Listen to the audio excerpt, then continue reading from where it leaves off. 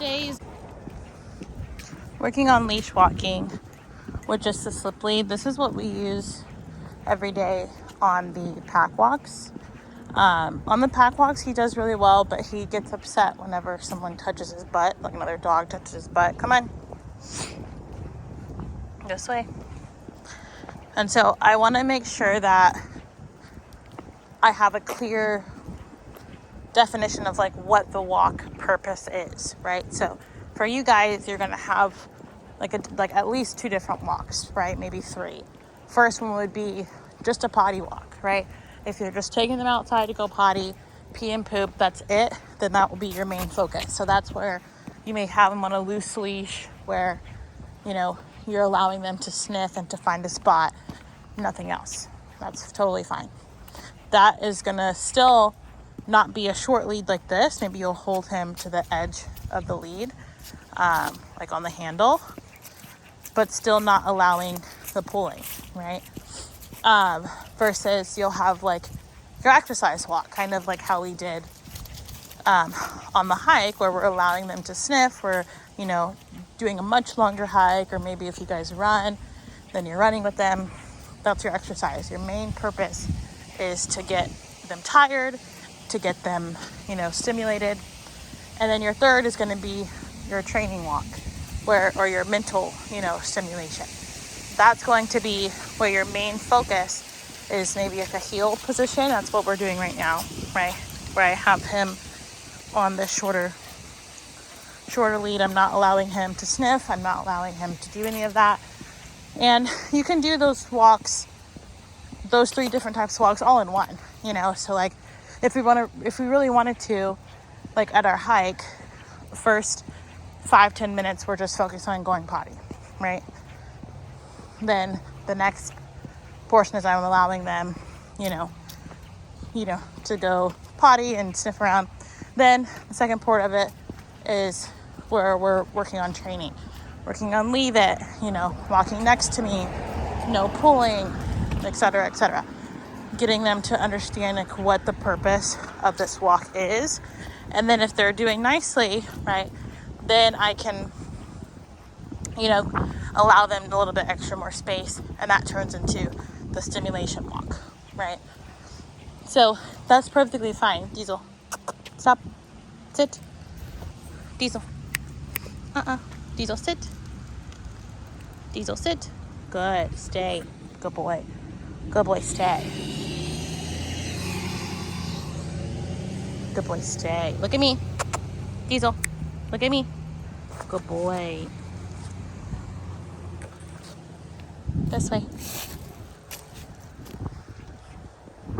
So with the slip leads, they're super easy. Like I was telling you, I use them, you know, when I'm walking my dog. Super easy to put on. I like these for just your quick short walks, you know. Let's go. We're not sniffing. So just like that, I'm just going to keep walking. I'm not going to wait on him. Once they learn that, you know, you're going to wait on them and you're going to do as they please, then they're going to catch on to that, and that gives into their leash walking. And so you saw the first couple of minutes of us starting to walk, he was pulling a little bit more, you know, he was wanting to go forward. Now that he understands, okay, Shanti's not going to give in to me, you know, Shanti's not going to let me do what I want to do. Now he's walking really nicely, right? So let's say, for example, you know, a dead bird or something on the ground. I'm going to try my best to obviously scan ahead, but working on that leave it command, right? And we'll work more on that tomorrow. But leave it basically means leave it alone, take your attention off of it, right?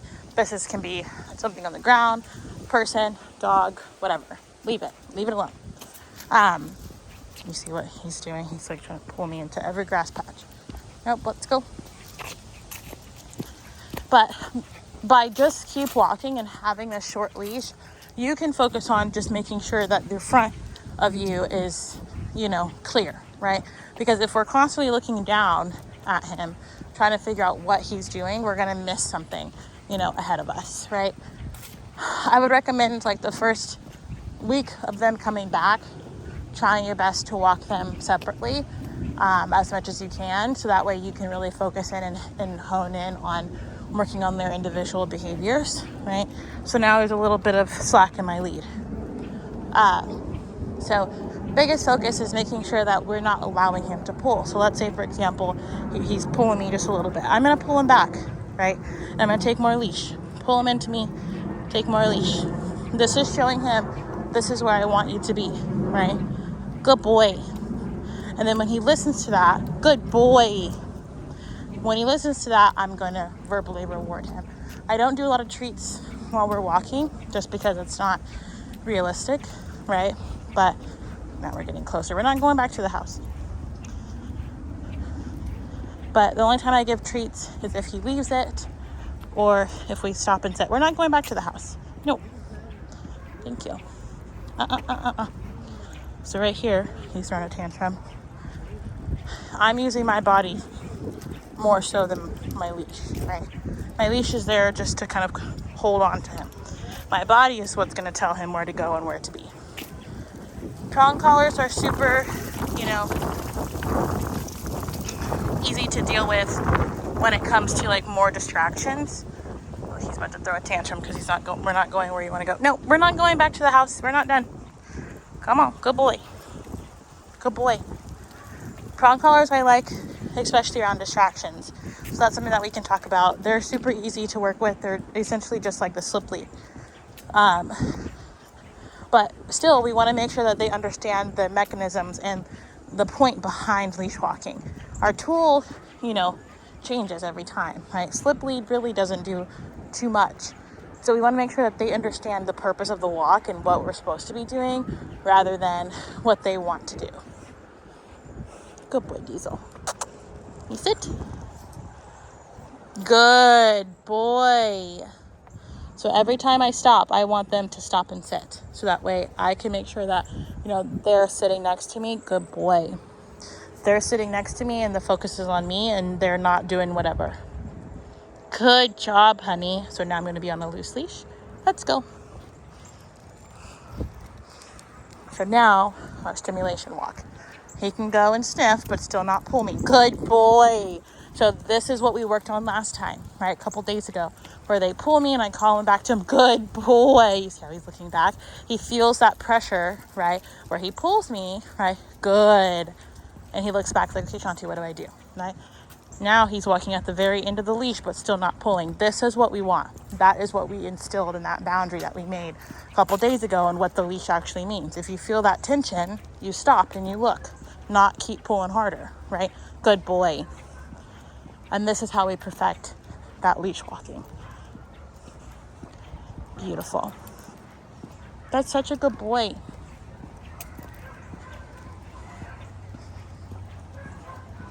Good boy, Diesel. Good boy. We're not going home.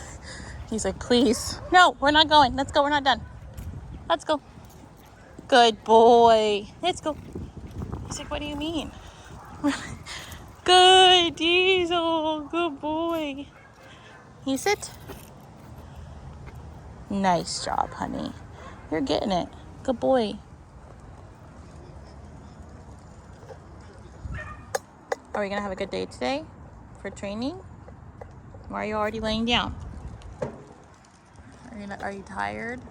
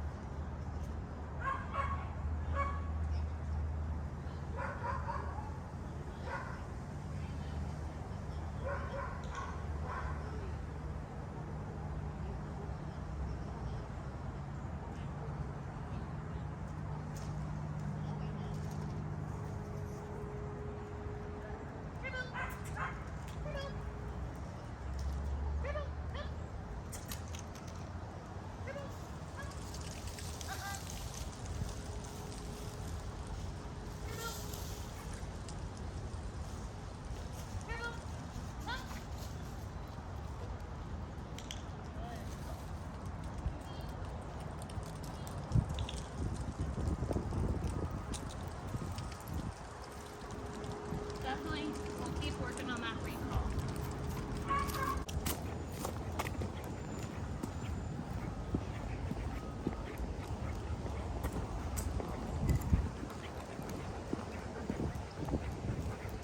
Good boy, Turbo. You're walking very well today.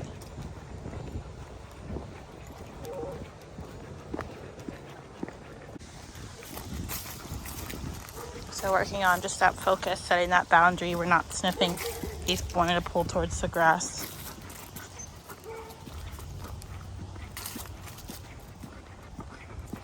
A lot of fun stuff in their yards. Good boy.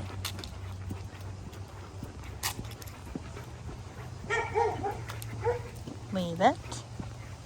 Good boy. Very nice.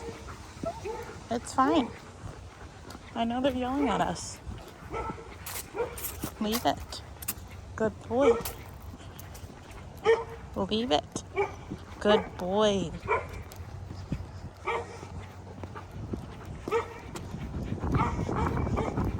Good job.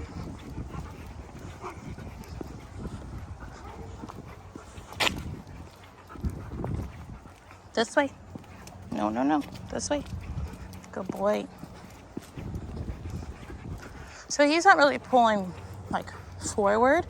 He wants to though like get to the grass on either side or try to sniff, you know, if they have any things out in the front, but not pulling me forward. Let's go. Good boy. Ready? Stop. Sit. Turbo. Turbo. We're almost done, honey. Hey, sit.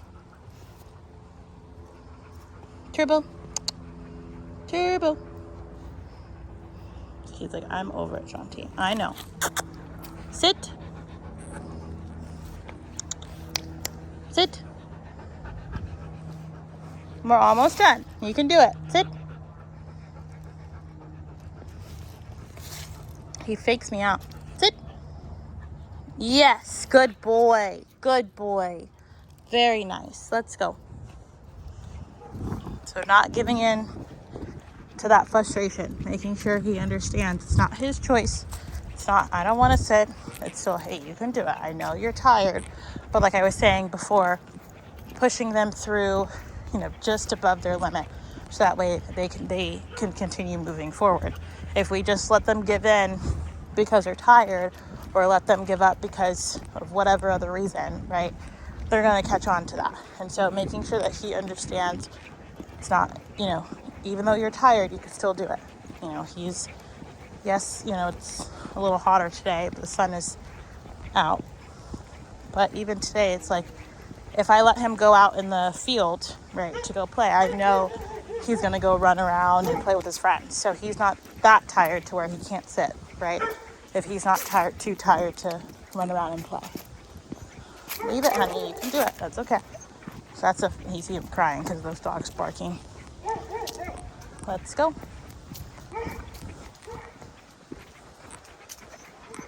You're okay. You're perfectly fine. Ready? Turbo, sit.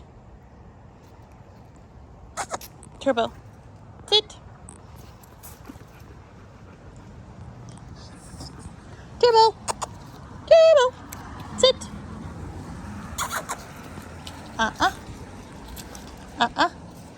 So when he's trying to avoid me, I want to step right in front. Turbo, sit. Come on, honey, you can do it. Sit. You can do it. It's not hard. Sit. Oh my God. Turbo. I know. That dog is yelling at us. You can do it, honey. I know. Sit. We're not walking. Here, Shanti, give you a snack. Sit. Yes. Because of the snacks. Now I'm going to do loose leash. Walking nicely, and everything is a reward, even the leash, but still making sure that he's not pulling me and that I have him on a slack leash. The moment he starts hugging me, no matter what it is, right? I have to make sure that I'm telling him, leave it or no. And if it's too constant, like I say, 3 strikes, you're out. If I have to ask you the third time you stop pulling, you're going back to the short lead, right? Long leash, getting able to go back and forth and all of that, smell everything. That's a privilege. It's a reward. Every reward you have to earn. Good boy.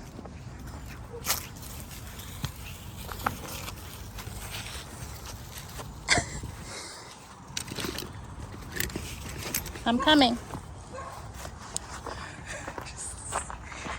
He's like, F this. Going inside. Are you that tired? Training was hard today. All right, I'm coming.